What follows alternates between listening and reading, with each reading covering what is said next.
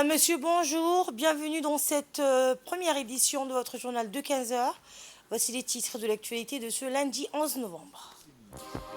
L'Agence nationale de l'emploi, de la formation et de l'insertion professionnelle a organisé ce matin une réunion de concertation sur les perspectives de l'emploi dans le secteur du bâtiment et des travaux publics.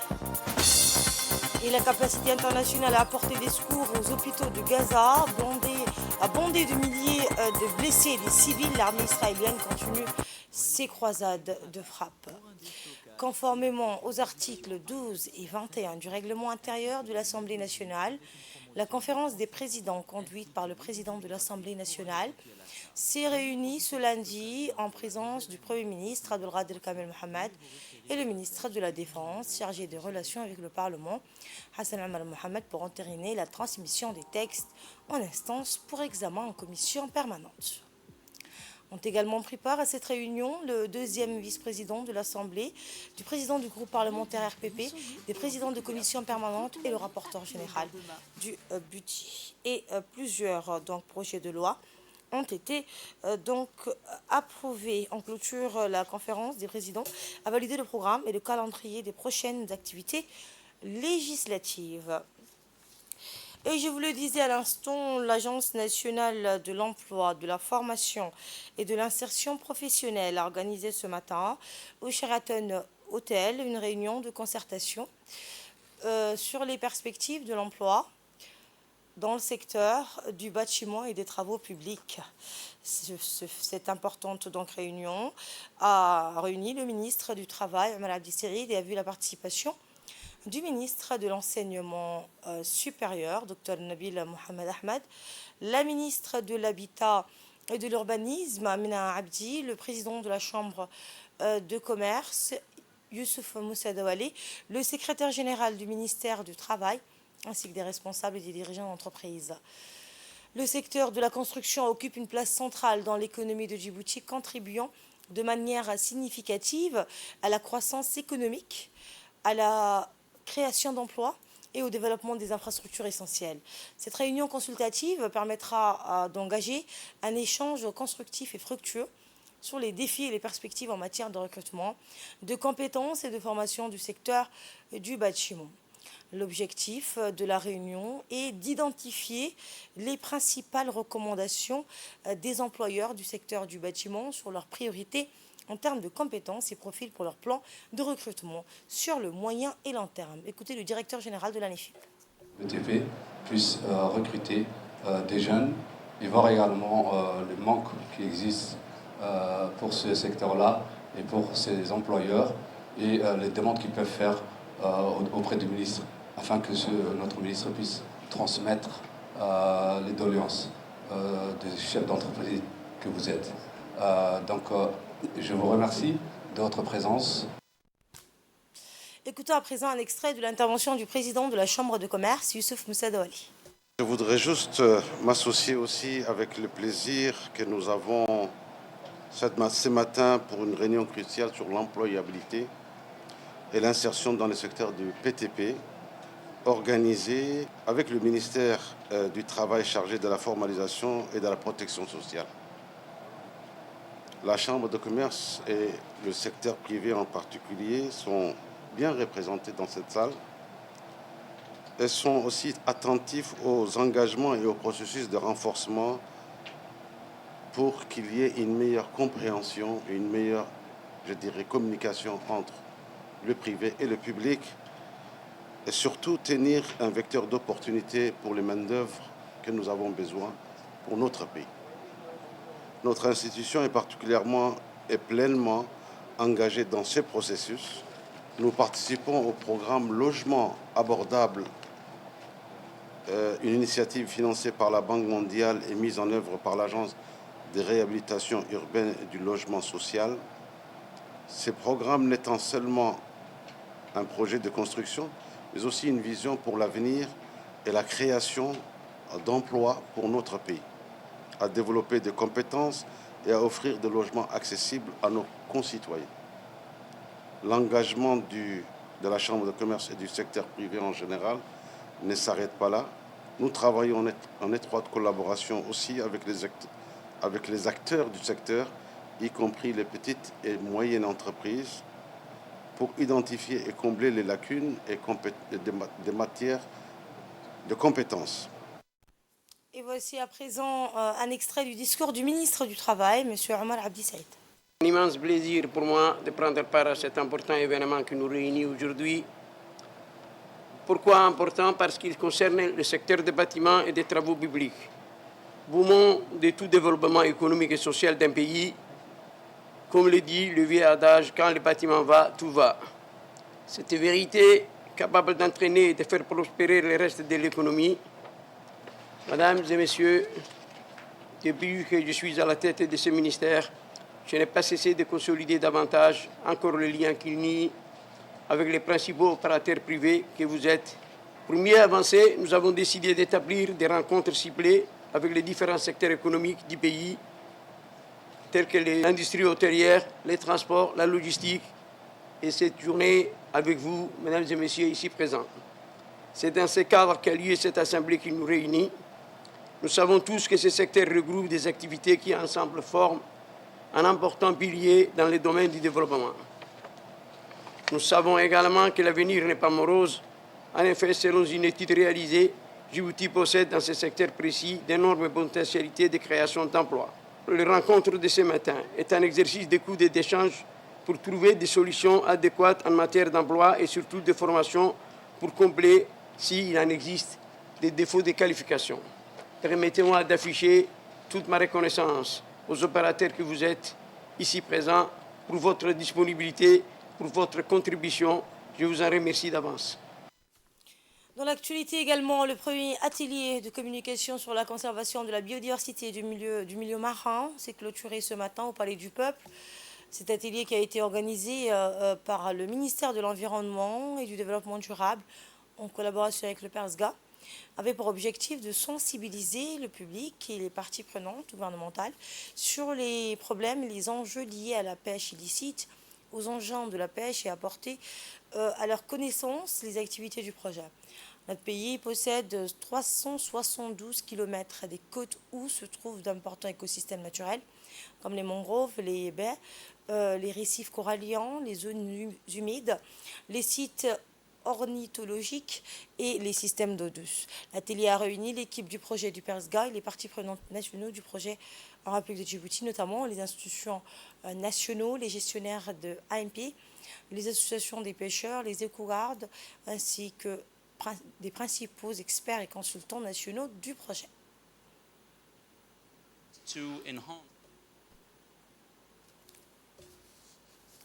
Et dans son intervention, le conseiller technique du ministre de l'Environnement a rappelé que l'atelier vise à renforcer les collaborations régionales et la gestion en faveur du développement durable des pêches dans la région de la mer Rouge et du golfe d'Aden. Il a ainsi rappelé que le ministère en charge de l'environnement attache une attention particulière dans la conservation de notre environnement, partie intégrante du patrimoine mondial. Après le lancement de la campagne de pulvérisation intradomiciliaire la semaine dernière à Anguilla, dans la commune de Blaas, le ministère de la Santé, à travers la direction des programmes prioritaires, vient de procéder au lancement de la campagne de pulvérisation intradomiciliaire dans le quartier d'Al-Hiba, présidée par Semat El-Rayad Guelleh, coordinateur du programme de lutte contre le paludisme, tendre vers la réduction de la mortalité palustre et à son élimination d'ici 2030. C'est dans cette optique que le ministère de la Santé, à travers le programme national de lutte contre le paludisme, multiplie les efforts de lutte contre le paludisme à travers plusieurs actions telles que la pulvérisation intradomiciliaire, d'insecticides et effets rémanents, la pulvérisation spatiale, la destruction des gîtes larvaires et la pulvérisation aérienne. Rappelons que la pulvérisation intradomiciliaire est réalisée dans le cadre de la mise en œuvre du plan stratégique national 2023-2024 de lutte contre le paludisme.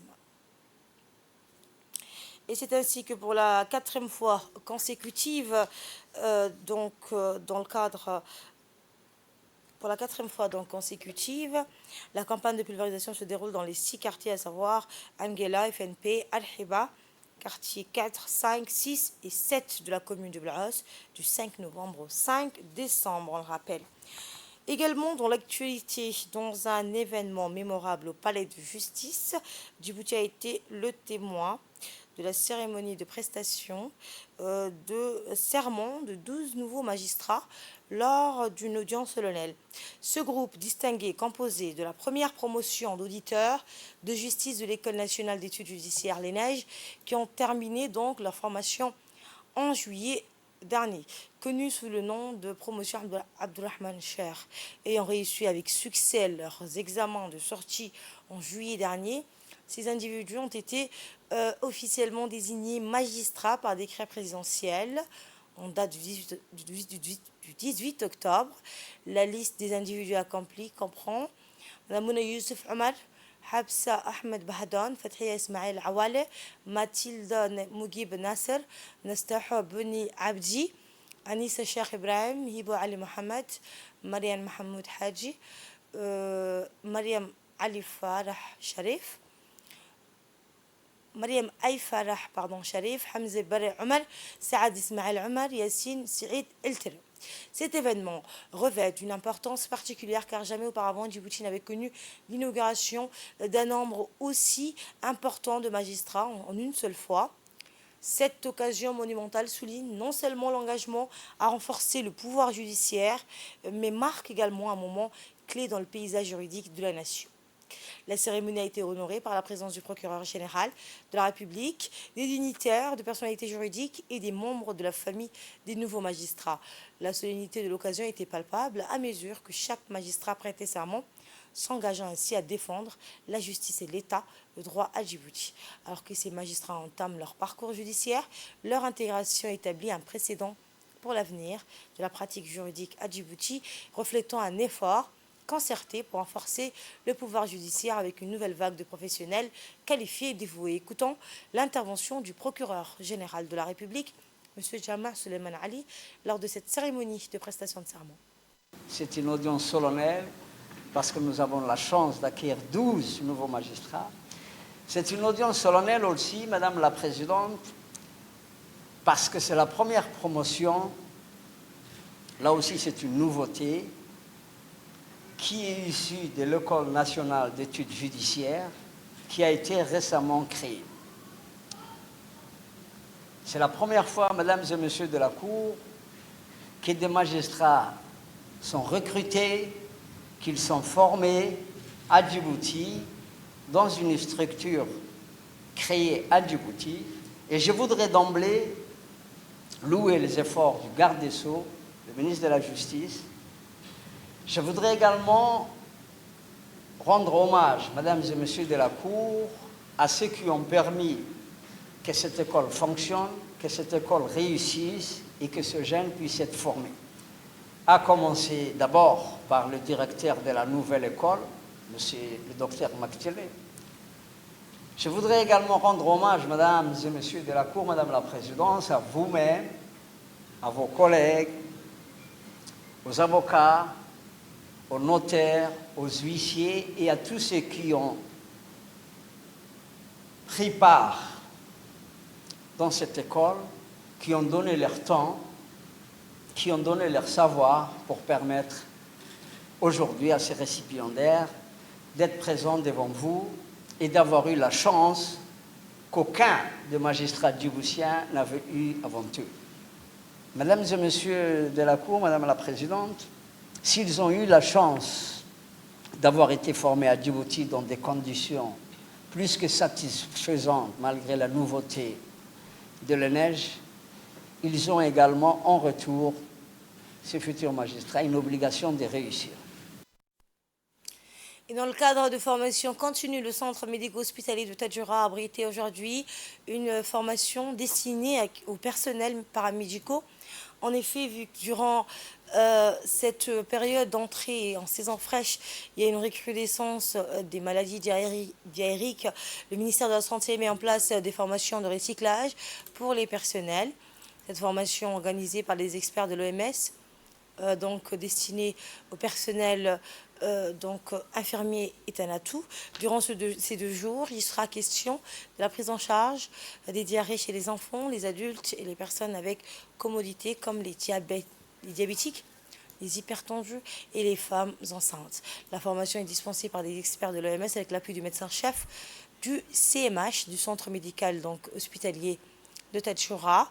Le médecin-chef a mis l'accent, vous l'entendrez, sur la prévention et surtout sur l'implication de la communauté afin de prévenir les flambées des cas de diarrhée. Eh bien, je vous propose de l'écouter. Surtout le personnel infirmier, sur la thématique des diarrhées aiguës aqueuses. Cette thématique est très importante, vu que nous rentrons dans une période où on voit de plus en plus des enfants ou bien des adultes qui font des diarrhées aiguës.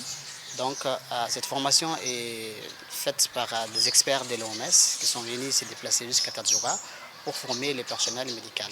Durant cette formation, les infirmiers seront formés sur la prise en charge des diarrhées chez les enfants, chez les adultes et surtout sur la prévention et surtout sur la manière de gérer les complications de ces diarrhées. Cette formation a été initiée par le ministère de la Santé, en l'occurrence le ministre de la Santé, Dr Ahmed Roblé Abdellé, et en collaboration avec l'OMS. Le CMH de Tadjoura est très fier d'avoir bénéficié de cette formation qui va permettre aux infirmiers d'avoir plus de bagages sur la prise en charge des diarrhées aiguës aqueuses. Dans un récent coup de filet spectaculaire, l'équipe mobile de la brigade de la douane de Tadjoura, sous la direction de Ismaël Ali Chide, a réussi à mettre la main sur une impressionnante quantité de 4 s'élevant à 6100 kg. Cette opération d'envergure a été rendue possible grâce à la collaboration étroite avec les forces armées de la région de Tadjoura. Les agents de la douane ont saisi les moyens de transport des contrebandiers, démontrant ainsi une détermination sans faille dans la lutte contre les activités illicites. Cependant, malgré cette victoire significative, les contrebandiers ont réussi à prendre la fuite, laissant derrière eux leur précieuse cargaison. Le directeur général de la douane, Guled Ahmed Yousef, a tenu à exprimer ses félicitations à l'ensemble des collaborateurs impliqués dans cette opération, saluant particulièrement la contribution des forces armées et de la police nationale de la région de Tadjoura. Pareillement, dans la région d'Ali Sébié, la lutte contre la contrebande continue et s'intensifie. Des membres de la brigade de la douane en étroite collaboration avec le détachement de la police de la ville d'Ali Sébié ont intercepté hier à la frontière de Galilée une importante marchandise de cannabis en provenance de l'Éthiopie. Le poids total de la marchandise saisie hier a été estimé à 2 kg de cannabis selon la procédure standard en vigueur.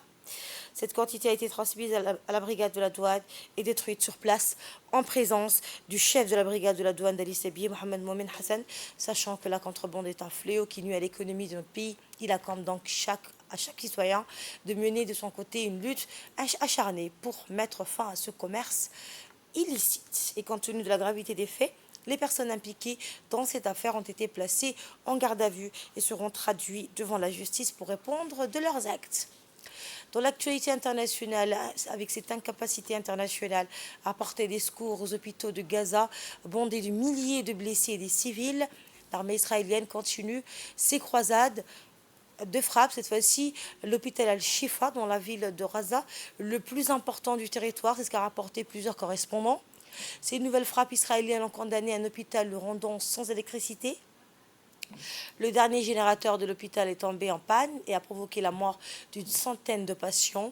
L'ONG Médecins sans frontières a également relevé samedi matin qu'au cours des dernières heures, les attaques contre l'hôpital Al-Shifa se sont intensifiées de façon dramatique et a évoqué une situation catastrophique à l'intérieur de l'établissement.